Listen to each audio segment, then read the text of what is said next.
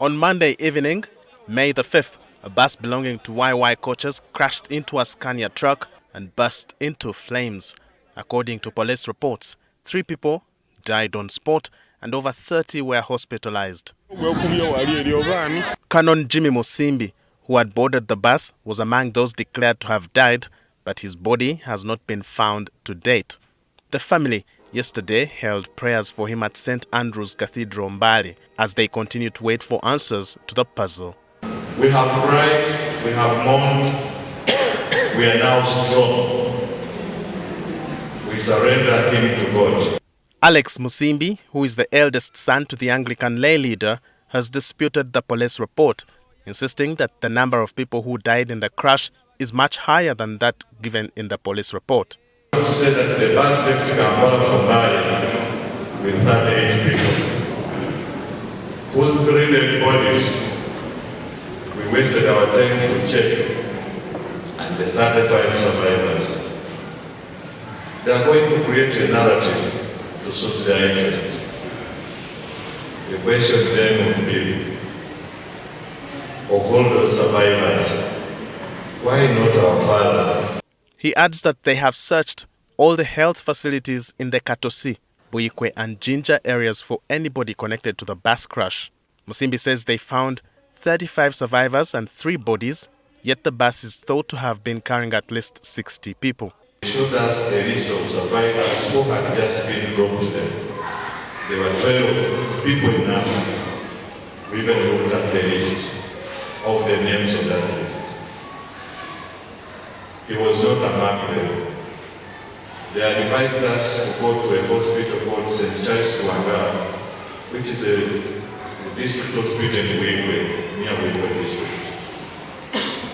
And indeed, we found there 16 survivors from that bus, as confirmed by the doctors, and were taken to every ward of the hospital.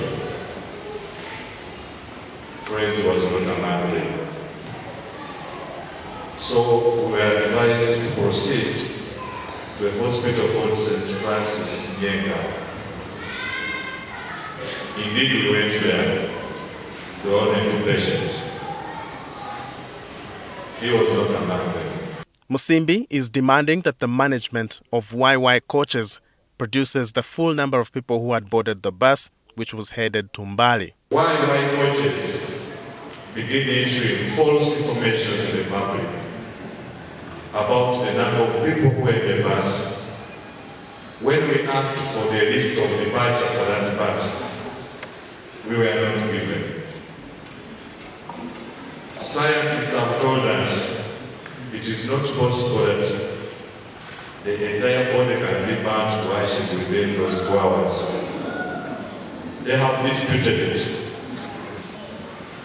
And the fuel has come. Why was that? Why minimize the scene? Would it be that they simply choose to take away many of the victims' bodies to evade responsibility? Musimbi says police in Lugazi has recovered the father's diary book and bag intact. He adds that someone used his father's phone to call him, informing him that his father had died. The caller later switched off the phone. Would you kindly look through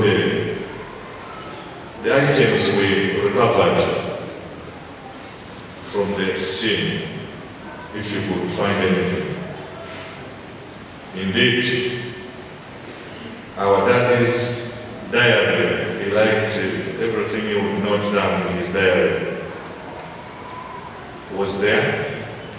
Bishop of Mbale Diocese, Wilson Nandah, is also asking the government to carry out investigation into the accident. I kindly request the police to do further forensic investigation so that we can maybe some of these answers that are proving very difficult to answer. You can help us to answer.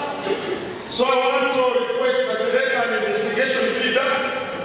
Even me as the bishop, I was disturbed when I heard one of the spokespersons of YY saying that only 3 people perished from the bus, when there were 3 bodies there and the others were missing. The police and the leadership of YY coaches have declined to discuss the matter until a probe into the crash is complete.